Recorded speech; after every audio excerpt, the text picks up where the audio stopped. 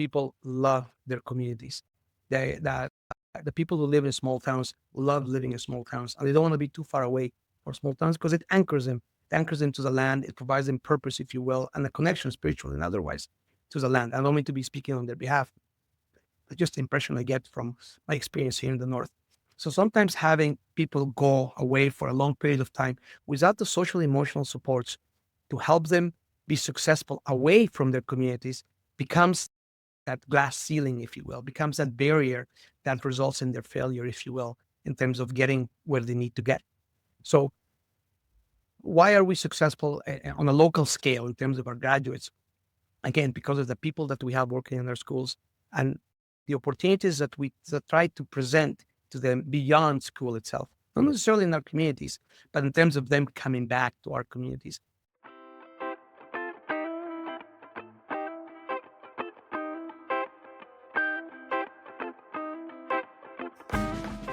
This week, we're back in the north in South Slave Educational Division in Fort Smith, Northwest Territories. And I have a conversation today with Dr. Souhail Soujah, who is the superintendent there. And I'm always just grateful to be able to hear someone's story and how they got to the north. This is not somebody born in north. In fact, as an immigrant to Canada, has a great story.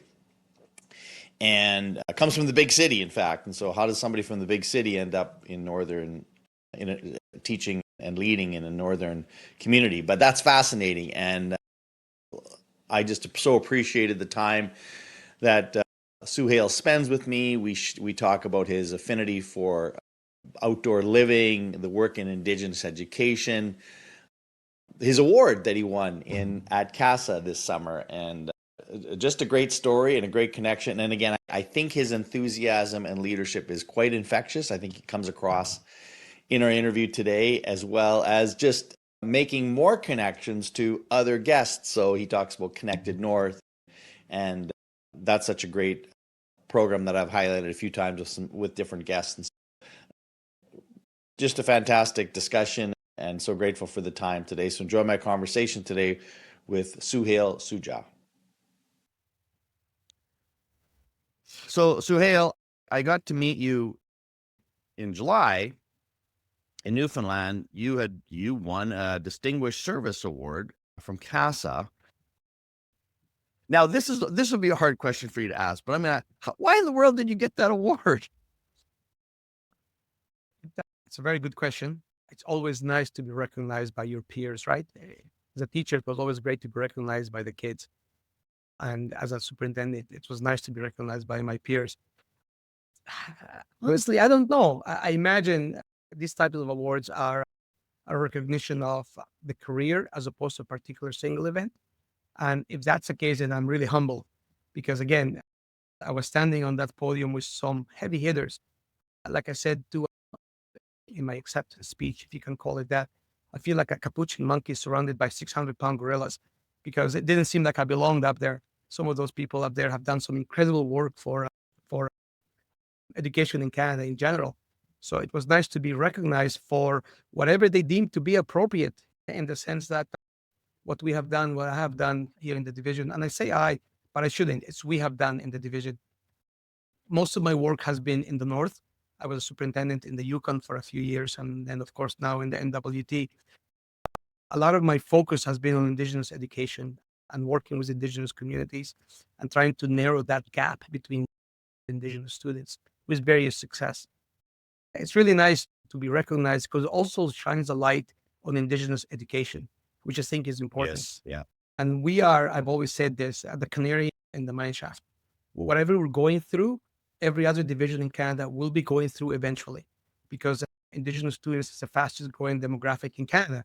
So just a matter of time before the same struggles we're going through, whether it be the impact of residential schools on this generation, the social issues that Indigenous communities face, all these things will come to pass in some of the southern districts that right now are buffered, if you will, by that geographic distance between the southern communities and the northern communities.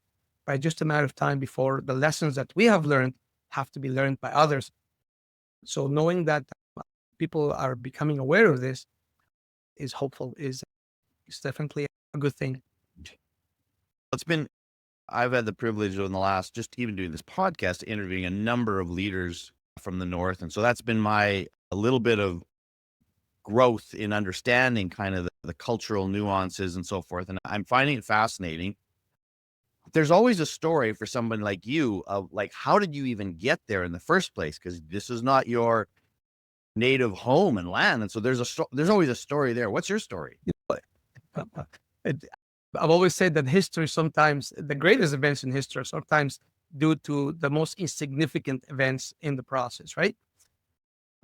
I love revisionist history because of that. But when I was growing up and I had gotten my teaching degree, being in the North was the jackpot. That was the ticket, right? Because the salaries were great, the scenery was amazing, the opportunities were there, upward mobility, all these things. And as a teacher, I applied for multiple positions in the North, and I didn't get any of those jobs, which was very disheartening at the time, but understandable given it was the jewel, if you will, in terms of jobs for young teachers.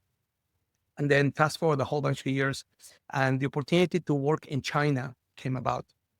And my partner and I, we had two daughters at the time, made the arrangements to actually work in China. I was going to be the principal of one of the schools in Chengdu, in China. I was through the Nova Scotia school system. And about, I'm going to say about a month before we were supposed to go, maybe less than that, we find out that our dogs had to be quarantined for about 30 days when we got to China. And there was no guarantees we were going to make it at the other end. Because again, things being what they are in regards to pets in China and whatnot.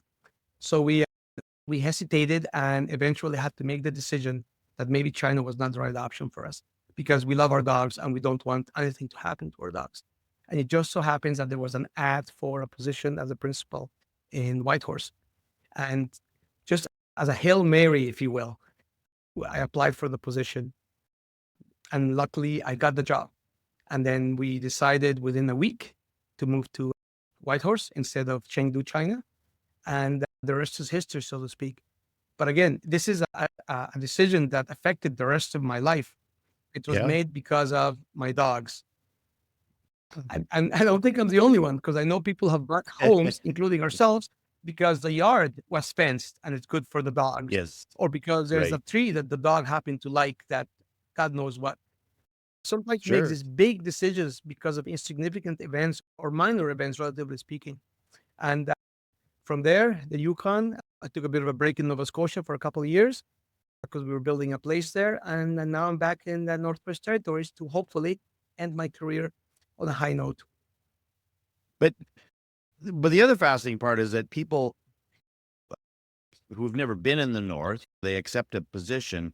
And of course, there's a high turnover because for some people, it just doesn't resonate. Mhm. Like they can't imagine it, like whether it's the dark winters or the isolation, the culture, whatever it is, it just doesn't, for some people, it doesn't work. However, then there are people like yourself and others that I've talked to who like, no, this is right. This feels right.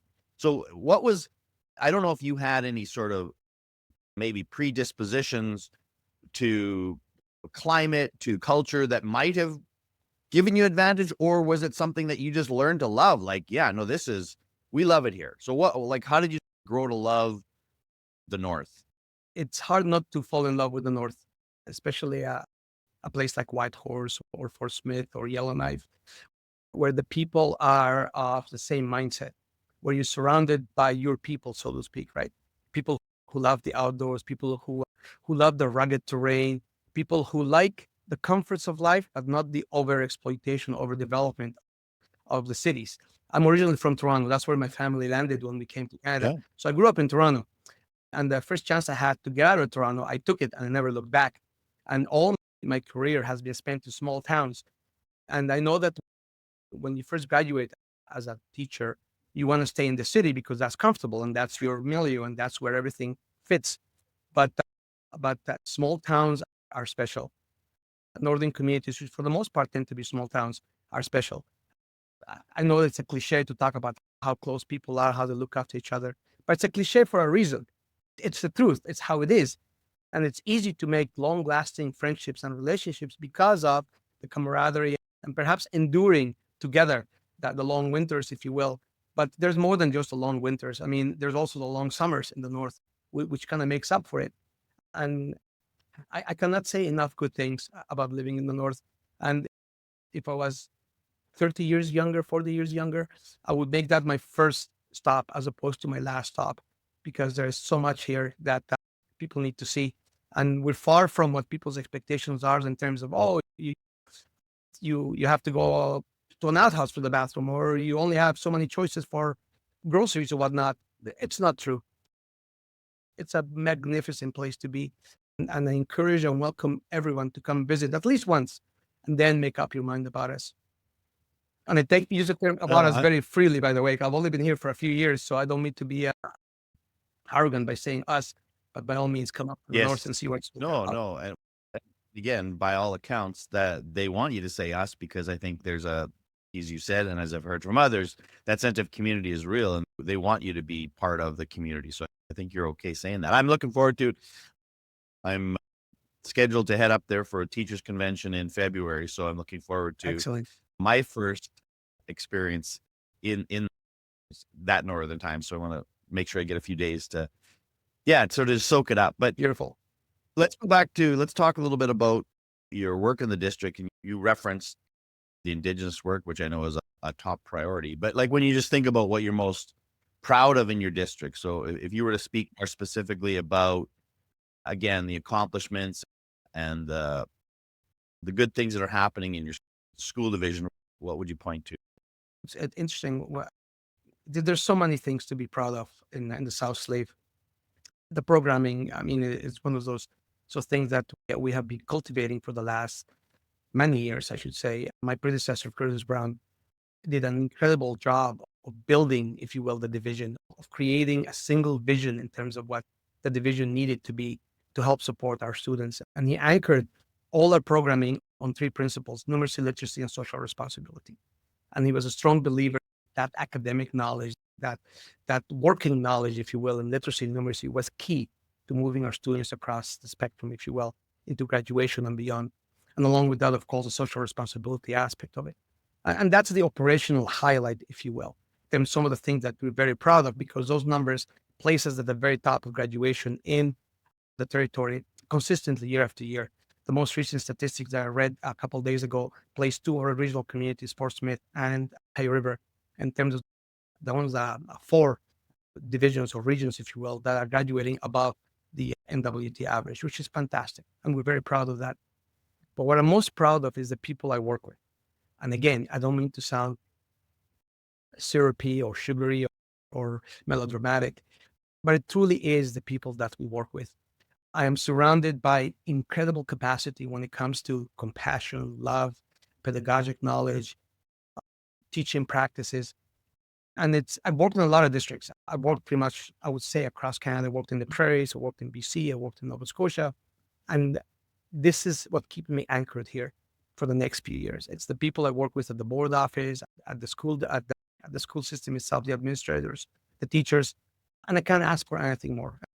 There may be more money somewhere else, there may be more resources somewhere else, although I doubt it, but there's definitely no one like the people I work with anywhere else. And to me, that's the thing that I'm most proud of. And again, I give credit to Curtis Brown for bringing these people together and having them all in the same place. And my job is to keep the band together, so to speak, right? Try to keep everyone here because they work so well together. And I hope that I can do that for the next few years, because it does make a big difference, regardless of the programming we have in place. It's the people implementing that programming. And I'm very proud of that. And interesting. I knew Curtis, and it's nice to see a legacy continue. And in a lot of the districts I work with who are in very high performing in all kinds of areas, they make the right decisions about choosing the next leader who's not coming in to say, oh, I've got a bunch of new things I want to try, but no, this has been going well.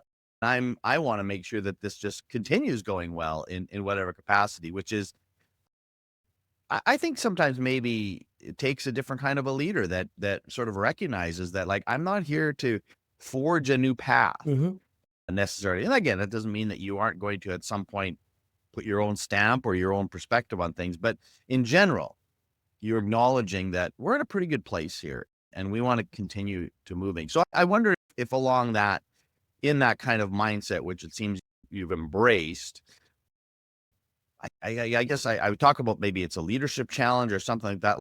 Has there been something that where you've had, oh, here's something that we're going to have to address? And again, it may not be referencing that legacy piece, but just something in your time that you went, yeah, this was a tough one that sort of had to be addressed in some way. So I'm not sure if there's one that comes to mind. And I think about as you share those, as you think about that, like what lessons were learned there along the way, and maybe the outcome might not have even been exactly what you wanted, because not everything everyone likes to tell the stories of the great successes, but we know that's not the reality. Sometimes things don't go well, and that's the way it is. Yeah, no, I totally hear you. And I'm glad you know who Curtis is, because again, when I was working in the Yukon, his name was legendary. And he had a great eye for talent. I mean, he hired me after all, right? So he definitely had a great eye for talent. But he was here for many years, and people were used to that particular leadership style, and they have basically adjusted, if you will, to those expectations. And having someone come out of the cold, so to speak, because our leadership styles are very different. They're definitely not parallel, if you will, parallel in success, but not necessarily in the approaches. And it took a bit of time for people to adjust to my leadership style, simply because, again, they were so used to what worked for them in the past, and so on. When you talk about a leadership challenge, I think our biggest challenge in the North is human resources, trying to keep the right people here, because first of all, it's very hard to hire the right candidate. As I've always said, the quality of education cannot exceed the quality of the teachers. So our first job is to hire the right person. That's the first thing that we have to do as administrators: get the right people in front of our kids, because that's going to make the biggest difference. The lower the tier, if you will, of engagement, the more impactful it is in regards to the outcomes. So getting the right person here, and then even more difficult is to keep the right person here, because as they grow and develop, they're obviously their aims in life change and their purpose in life change, and we have to let them go. We have to allow them to grow. If they can grow in our district, to grow elsewhere. So it's hard to let go sometimes of the great teachers that we have nurtured over the years, because we know it creates a vacuum for our students. So to me, every superintendent, I think, is going through the same struggles in the North. And I think in all of Canada, finding quality teachers. We used to export teachers. That was our number one export, because we had so many. And there's been a reversal for some reason. And now we're importing teachers. The number of applicants we get from outside Canada is incredible. Having the right people stay, having the right people develop and grow in the organization and make that their ultimate destination, their career, is a big challenge in the North. And I think it's only going to get worse, simply because the competitive edge that we used to offer, whether it be financial or otherwise, is no longer there. It's on par with many other districts, because people are recognizing how valuable teachers are. They're on par with every other high-paying position, if you will, whether it be doctors, lawyers, politicians, whatever the case might be. To me, that's going to be an incredible challenge that we're going to have to figure out a way of making it work for us, because it is going to have an impact. It's like buying on credit card. There's a debt coming, there's a debt owing, and we're going to have to pay that for many years to come if we don't take care of it now. Is there, I mean, I know when you talk about that, there's a little bit of a movement, and I've seen it not really come to fruition yet, but starting, where there's a sense of how do we begin to grow our own teachers and leaders, identifying students in grade 11, grade 12, where you think, you know what, that young person could be a really good teacher. And how do you perhaps incentivize? I know in places like Northern Alberta, there is actually some ways in which they can provide, whether it's scholarships or some kind of an arrangement to help pay for the university, with the intent of them coming back. So I guess I wonder about young people in particular and their desires to stay in the North, but obviously have to have, well, what does that mean for employment? So I'm not sure if that's something that you think about or have explored in some way, and not just I suppose for teaching, but just to keep them in the community working somewhere, because they love where they live, but perhaps aren't abundant opportunities for work. It's you should ask that question, because we struggle with this all the time. we want homegrown talent, right? We can't wait for the cavalry to come and save us. The cavalry is not coming to save us. We need to save ourselves, so to speak. There's been a Right. number of initiatives from the GNWT through Aurora College to create a teacher education program that will actually provide for that vacancies, if you will. But that's 4 or 5 years down the line. That's not going to happen immediately. We still have those problems immediately because of the lack of capacity overall, because of the small population number, as you can imagine. The moment there's an educated, capable, credentialed, if you will, individual, they're scooped up. They're taken up somewhere else because there's vacancies everywhere. There's a lot of jobs in terms of availability in the north because of, again, the services have to be provided regardless of the population number. So when you have a small population, you still fill those vacancies. There's always opportunities for people with basic university education, if you will, to get those jobs. So it's hard to hold on to teachers when there are many opportunities elsewhere if you have that credential. And we're fortunate that we do have a large number of Indigenous and non-Indigenous people in our community who have those credentials and end up getting scooped up working in Yellowknife, perhaps, or in slightly larger centers than Fort Smith and Hay River. And there are incentivizing programs, if you will, incentivity programs that actually pay for your education or pay for a portion of it or providing housing and whatnot, which is a huge problem in the north. Yet we still seem to bleed professionals in every department, not just education, because of the large number of opportunities available in the Yukon, in the Northwest Territories, and in Nunavut. Yeah, I mean, it's obviously that continuing struggle, if you will. But I guess I also think about some of the success that you've had with your Indigenous communities, and what are the mechanisms or whatever, like what are the factors that are leading to that success? And also, I guess tied with the previous question, presenting them with opportunities for their future. So there has to be the connection, right? Like, why? The only reason I'm not staying in school unless it's going to necessarily provide me some means of a vocation in the future. I wonder if there's anything, when you talk about the success you've had with Indigenous students and learning, if there's anything that you would point to in the way you've structured things that you think has been a really big factor in some of that success. Much like in the East when I was in Nova Scotia, and I'm going to draw parallels between the two.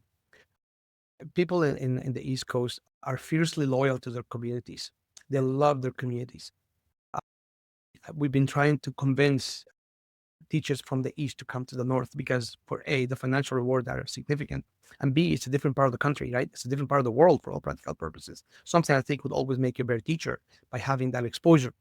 Yet we have an extremely hard time sometimes bringing people from the East because they're so fiercely loyal to their communities. They love their communities and they don't want to leave their communities if they can avoid it. So sometimes they'll put up with some of the hardships of living in the East Coast, rather, because of that connection to their communities. And I find that in the North, it's very similar. People love their communities.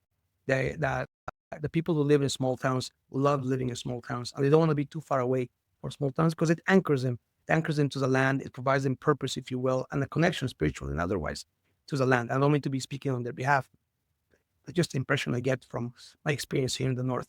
So sometimes having people go away for a long period of time without the social emotional supports to help them be successful away from their communities becomes that glass ceiling, if you will, becomes that barrier that results in their failure, if you will, in terms of getting where they need to get. So why are we successful on a local scale in terms of our graduates? Again, because of the people that we have working in our schools and the opportunities that we try to present to them beyond school itself, not necessarily in our communities, but in terms of them coming back to our communities. At every grad ceremony I attended last year, the speech from the guest was pretty much the same.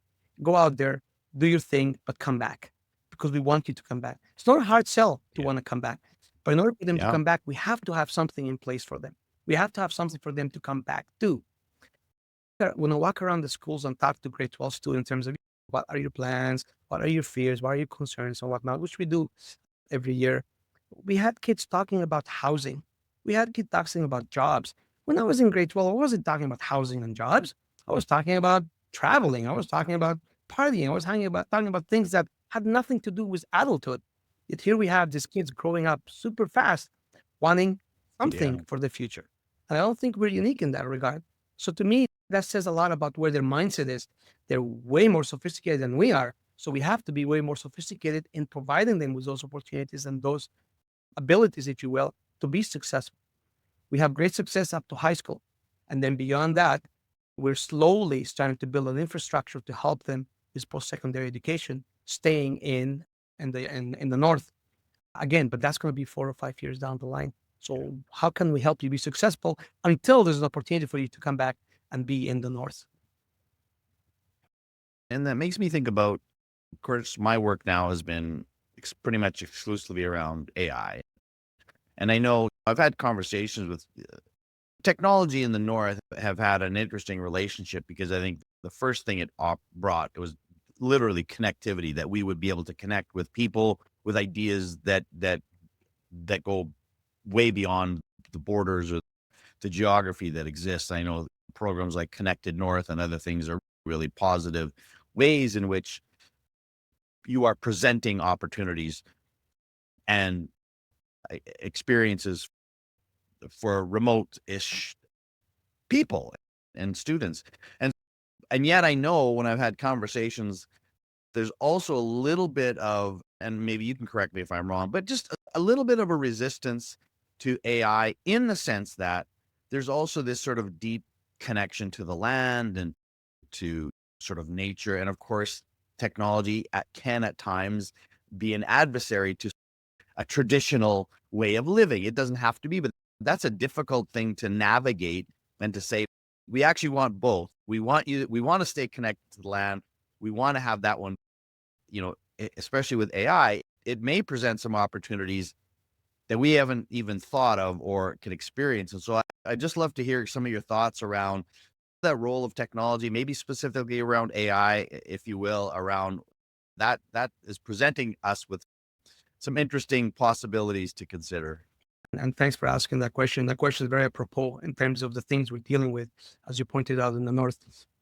And I'm glad you also mentioned Connected North. I mean, the work that Jennifer Correiro does is incredible. And we've used them for the last few years to connect, again, our remote communities with the opportunities. And AI and indigenous thinking, and again, I don't want to be presumptuous in making these statements, may seem to be at odds because indigeneity is about connectivity to the land, to be anchored on the land. It's very organic, it's very spiritual, it's very localized and unique. I mean, each indigenous group is very distinct from the neighbors in some cases in regards to their culture itself. Yet AI works on large databases, which is about anonymity and about generalities and about averages, if you will. So here we have two what seem to be diametrically opposed perspectives, and you're absolutely right. And we struggle in terms of how do we make AI part of indigeneity, because our brand in the South Slave, it's a duality between work-life balance and indigenizing education. Because to me, those are the two the main priorities for our division. So how do we take a powerful tool like AI, which is the way of the future in one form or another, and make it compatible, if you will, with the philosophies that are, again, very nature-oriented, indigeneity and whatnot. And it may seem difficult at first, but when I think in terms of how do we apply this tool, because it is what it is, it's a tool. It's no different than a sophisticated hammer to a certain extent. If you use this tool to enhance the cultural values that we appreciate in a manner that is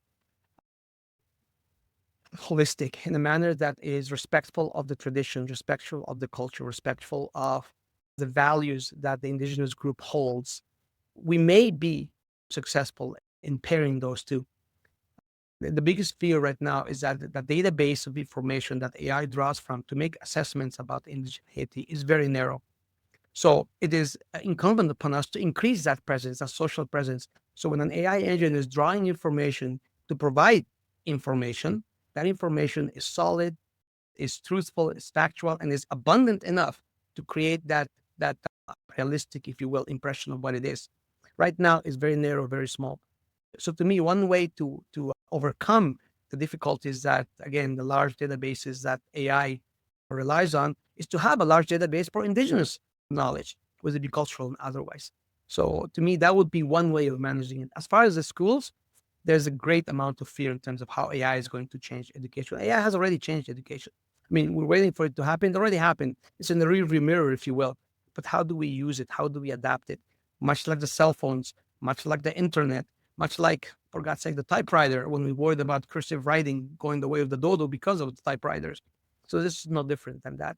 But to me, it's creating that information base for AI to feed on that's going to create a more realistic imagery of what indigeneity means. But even then, it's going to take a long time for that to happen. Yeah. And take a long time, but also I think what my experience has been is the need to really do this in collaboration, in concert with others. Like this is something that cannot be done to anybody or any community in particular. And I love, that's been a great learning of mine over the last little while, as you pointed out, that each Indigenous community is different. You don't lump them in and say they're all the same because, again, that relationship to the land, if you're living right near the water, like some of the folks on the coast of BC, have a very different attitude in many respects to how they operate and how they work versus somebody that lives in plains of Saskatchewan or the north. So they're all different. But I think that's what we're finding, how important it is to include everybody in this. And again, the opportunity is that none of us at this point are experts. We're all trying to figure this thing out. And you come at this with a little bit of humility that's saying, I might know a little bit more than you, but really we're trying to figure it out. So this thing is coming. We can't stop it. What are the ways in which we can leverage this for as many positive outcomes as possible? Knowing that it's like everything else, we might make a few missteps along the way, but if we keep doing this together and nobody's just owning this as like it's going off, and I mean, that's what we see in the business community. We're watching very carefully the Googles and the open AIs that they aren't going off on their own, and they're so paying attention to what they're doing. If they're doing some things we don't like, we have to watch that. We have to shift course. So it's an interesting time, I think. But again, the possibilities are quite Absolutely. interesting. And I'm glad you talked about the collaborative aspect of moving together. Like I've always talked about, if you want to go fast, go alone. If you want to go far, go together. And we need to go far on Right. this one. And I speak only for myself. I don't even speak for my culture because, again, my experience is so limited to who I am that I can't really make those generalizations. So when it comes to Indigenous education and Indigenous communities, we need to involve them in the process because each one brings a different perspective. There's 100 people in the room. There's 100 different perspectives, even though they may be from the same cultural background, the same upbringing, the same experiences. But there's 100 different perspectives we have to take into consideration and eventually move forward together. So that collaborative aspect is critical because AI affects each individual differently, regardless of the commonalities of their background. And the challenge, at least at the present, really is to ensure that those 100 people in the room, they are experts in their own culture and their own content for sure. What they don't have in many cases is a basic literacy of really what's happening. How does AI actually work and what is the impact of it? So getting people up to speed with a basic level of literacy and then being able to apply their context to that conversation. That's where I'm watching to see how people are navigating that, because it's a little bit awkward when you bring people into the conversation that really don't understand AI to the degree that they need to in order to make the decisions that are going to be best experiences. So that's a big challenge. I draw comparisons to films because I love films. I'm a cinephile. I taught film for a few years when I was a teacher. And to me, what Jaws did for sharks, Bill and Nye and sharks, the Terminator has done for AI. We all right away go to the Terminator as an extreme outcome when that is not the case at all. So to me, you're absolutely right. There's a lot of fear out there because of the ignorance. Yeah. And the social media and media in general has done a great job of amplifying that fear because it sells, it gets clicks. Right. So That's find right. yourself fighting that for sure. Right. And I love that comparison because it doesn't mean that sharks are not dangerous. That's not what you're trying to say. Mhm. It's just that it's a little more complicated than every shark is out to. Absolutely. And how do sharks make a major contribution to ecosystems and environments and what we need to protect and what we need to be wary of? yeah, and you can't do that by watching one film and Right. saying, now I know how sharks work. So that's a good one. I may steal that analogy Usually, in the future. I like that. All right, couple more questions, then we'll work towards getting you out of here. But when you think about leadership in general, again, that's obviously the theme of this podcast. And as you identify, because you've talked about this being really important, that we continue to keep the pipeline of leadership and great leaders coming, whether it's your predecessors or people you're looking to pass things along to. What advice do you give to the young people who are, potential leaders? This person looks like they would do well in whether it's a principal's role or a district division role, whatever it is. What kind of advice would you give to young people who might be curious to know what it takes to be a real leader in education? I've always believed that people come before policies. Policies are important, without a doubt, and there's a place for policies. For people need to trump policies in certain situations. And if we are to provide for the needs of the people that work with us, work for us, or the people we work for, we have to be mindful each individual has needs that sometimes fall outside the scope and the sandbox that's defined by policies. Again, I'm not anti-policy, that's not it at all. But there's got to be a gray area that helps make sure that people are okay. And it's not a weakness to do. I mean, being vulnerable is not a bad thing.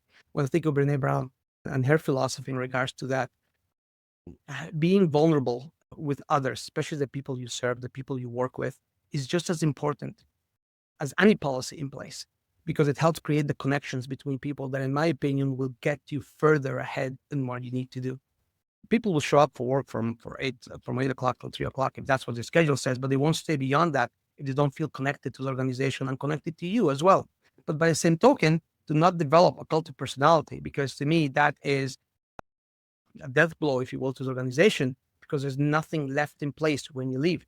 And to take this back to our earlier conversation, when I think of Curtis Brown, that was not his philosophy, to actually create a cult of personality. So when he was gone, everything was to come and people would clamor for him to come back, but rather to create a platform for the next guy, for the next gal to be as successful, if not more so than him. And to me, that's what I would advise, that people need to matter. People need to be on the horizon and not to be afraid to be vulnerable with those people, because that reciprocity will create those connections that strengthen the organization and take it beyond your tenure in that office.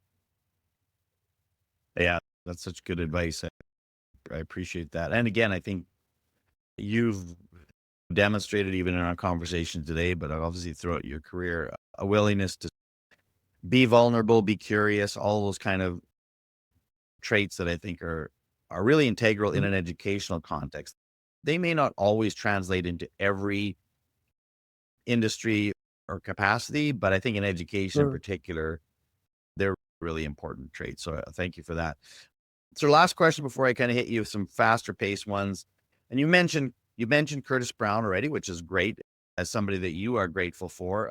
I don't know if you want to just give me one more person that you think, when you look back at your career or even where you are right now, that you'd say, I want to give this person a bit of a shout out for. And again, the idea would be that they might even hear this on this podcast as well, as somebody that you're grateful for today. This is like asking, what's your favorite movie? I mean, that is such I an know unfair that. question. Okay. But Yes, it is. but we all have a list that goes on forever, because no one makes it alone, right?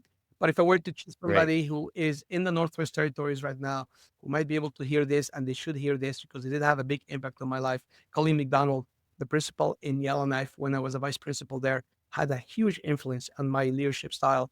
She's a wonderful educator, wonderful lady, illustrious career, very well loved by everybody, and I give her great kudos for that. But again, I can have a list for every place I've worked at. The guy who gave me my first job, Jerry Carter, I mean, if it wasn't for him, I wouldn't be here. So he has to get some props. The people in the Yukon, Penny Prisnak, Lauren Talifer, I mean, they were all amazing. And I just snuck in all those names in there before you had a chance to cut me off. I know you did. I saw you did there. I knew you But did. they're fantastic people. But yeah, by all means, Colleen McDonald deserves kudos. And she is still in the Northwest Territories, so a local girl. Got to give her some credit. Thank you. Yeah, no, that's great. And I think that's just always a good reminder just to daily think about somebody. And I've tried to, I haven't been very good at it, admittedly, but I try to, like, when I think about somebody like that in my life, I might send them like a random text saying, "Hey, just thinking about you. You don't need to respond to this, but I just want you to know that I appreciate you," that kind of thing. And it makes a world of difference. And I think that in education in particular, I've always felt that we aren't as good as we could be in sharing gratitude toward, because these jobs are crazy. You start off in the morning, you're busy right to the end of the day. Sometimes you don't have a chance to breathe, your teacher, let alone pause and reflect and give people these kind of acknowledgments. So I think creating that kind of a culture over time, I think it has a real big impact, and it's not easy to do. So Agreed. I Agreed. appreciate it. All right. 3 kind of quick hitting questions here, and then we'll get out of you. What's on your sort of reading or listening list, especially in regards to professional learning? So what are you reading and listening to today? Gosh, I think in science, and allow me to just segue or to go in a different direction for a second. In science, some of the great discoveries were made by non-scientists, which is interesting because we tend to assume that science begets science, but in reality, it's people outside the profession who have a different perspective who have given some of the greatest contributions to science. So to me, being aware and knowledgeable about things outside the profession will help you with the profession as well. So I'm a big fan of Don Carlin's Hardcore History. I think he's fantastic. He's got a very engaging voice and the way he tells stories, which I think is what I draw from it, because educators are storytellers. So we're good storytellers. And Indigenous culture is about storytelling. So when I listen to Don Carlin, I try to learn not just the facts of his podcast, but also the way he's telling those facts, which is very engaging.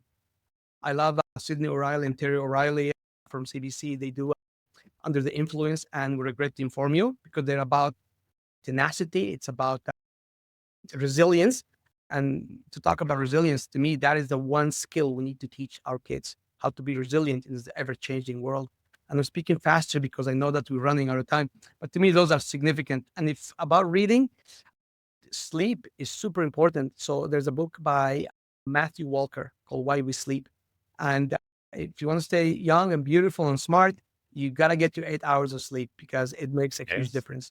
And if you don't believe me, you got to ask one of those models, I think her name is Naomi, who talked about the best makeup in your makeup kit is sleep. Get some sleep. So to me, sleep from this book is becoming quite prominent in my life, and I'm trying to get at least my 8 hours, because we all know we don't have sometimes 8 hours to sleep. We got to find the time. Love it. All right. What about in lesser academic and or learning style, but just something you talked about, you're a movie buff. So I don't know if you want to mention a movie or a series that you're watching that you're enjoying or just want to recommend. This is my favorite question from all the questions you have in here, because like I said before, it just so happens I'm a movie fan. My guilty pleasure is John Wick. I'm a big fan of John Wick. Okay. He was born in Beirut, Lebanon, and I was born in Beirut, Lebanon. And there's only one hospital down there at the time. So we were born in the same hospital. So I often say he's my cousin, but not really. And he also went to the same summer camp I went to in Ontario. So it's like we're living parallel lives. He just happens to have the swag and the cool vibes, and I don't. But other than that, we're virtually identical. And the money, of course, he's got that too. But nonetheless, my cousin, John Wick, Keanu Reeves, John Wick, that would be the easy answer to that question. All right. And so the last one, this is a chance to give a little bit of a shout out to the local South Slave School Division. Do your best job as a tour guide, somebody that's going to stay there. Like, give me a perfect day. If I came to visit, what would we do? Oh my gosh, what would we do? We have a great restaurant here in town, Barrows. And if you want to start the day, you got to stop there and fuel up, because it's going to be a day filled with outdoor adventures. The hiking here is spectacular. There's 2 main attractions that I would recommend. One is the pelicans. Believe it or not, we have a resident population of pelicans that comes back every year, and we're very proud of them. You can walk down to the shore of the river and actually watch the pelicans frolic in the water and do their thing. And if it happens to be the right time of the year, you can take a short little drive to the snake pits to watch the snakes mate. We have the furthermost northern population of garter snakes, and they basically have a mating ritual every year that is quite something. And to me, after that, taking a drive to the salt plains and then watching the bison cross the road, counting the new babies in the season. There's so much to do. Like I said, fuel up before you get going because it's going to be a long day. And if it happens to be in the summer, we're going to be out 24 hours. So make sure you're prepared for that. And no sleeping during those 24 hours. We got to take advantage of the midnight sun. Then this goes against your book recommendation. We're going to have to reconcile with that. You just told me I got to have my sleep, and now you're keeping me up all night. I don't know if I can, maybe I can bank some of this in the wintertime. We will sleep in the wintertime when we've got 24 hours of darkness. It's all good. We hibernate. Excellent. Oh, Souhail, thank you. Souhail, thank you so much for your time. This was just a joy and a pleasure to talk with you and learn more about your story and the work in South Slave School Division. I think you, again, kudos to winning your award and kudos to your team and all the efforts on that. I just appreciate your time. And I look forward to staying connected and learning, continue to learn with and from you. And gratitude to you for inviting me to be part of this podcast. And I appreciate all the kind words you've shared with me. And I look forward to when our paths cross again in the future. It's always delightful to talk to you, Dean. Thank you.